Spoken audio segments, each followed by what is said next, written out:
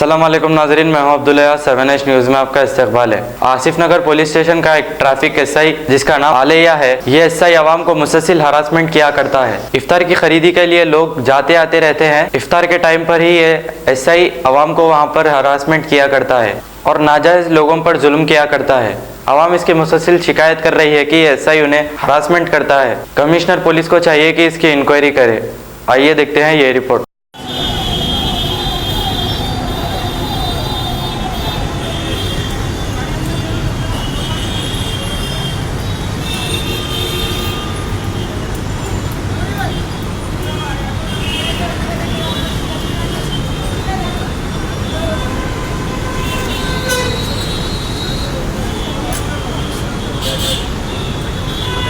बना लिया बेचारा अंदर आ रहा तो ले ले रहा हूँ।